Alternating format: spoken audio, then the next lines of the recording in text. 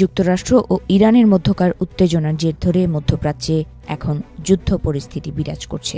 মার্কিন president Donald ট্রাম্পের আদেশে পারস্য উপসাগরীয় অঞ্চলে বিশাল এক নৌবহর মোতায়েন করেছে যুক্তরাষ্ট্র। সেখানে রয়েছে শক্তিশালী রণতরী ইউএসএস অ্যাব্রাহাম লিঙ্কন এবং অত্যাধুনিক F-35 যুদ্ধবিমান। যুক্তরাষ্ট্রের এই মারমুখী অবস্থান ইরানের জন্য এক বড় ধরনের হুমকি হয়ে দাঁড়িয়েছে।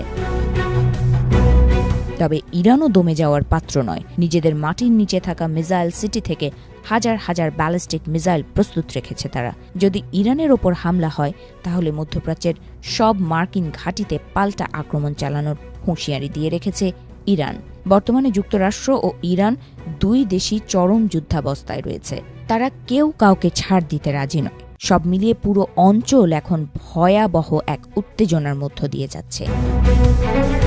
এ পরিস্থিতিতে যুক্তরাষ্ট্রকে কড়া হুঁশিয়ারি দিয়েছেন ইরানের সর্বোচ্চ ধর্মীয় নেতা আয়াতুল্লাহ আলী খামেনি। ইরানের ওপর যে কোনো হামলা হলে তা পুরো মধ্যপ্রাচ্যে ছড়িয়ে দেওয়া হবে বলে সতর্ক করেছেন তিনি। যুক্তরাষ্ট্রের প্রেসিডেন্ট ডোনাল্ড ট্রাম্প মধ্যপ্রাচ্যে সামরিক শক্তি মোতায়েন করায় এই মন্তব্য করলেন খামেনি।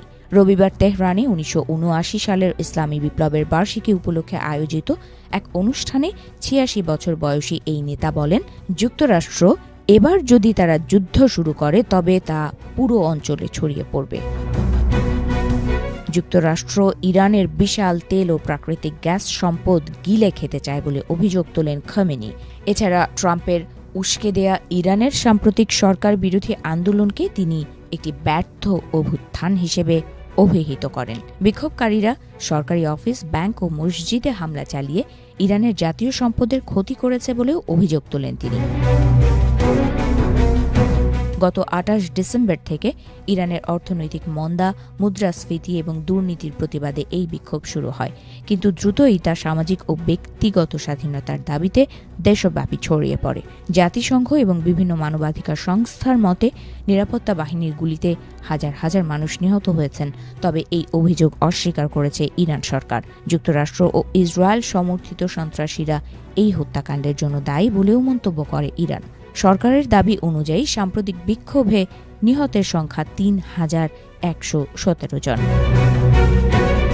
এদিকে প্রেসিডেন্ট মাসুদ পেজেশকিয়ান নিহতদের তালিকা প্রকাশের প্রতিশ্রুতি দিলেও ইরানের সাধারণ মানুষের মধ্যে ক্ষোভ কমেনি।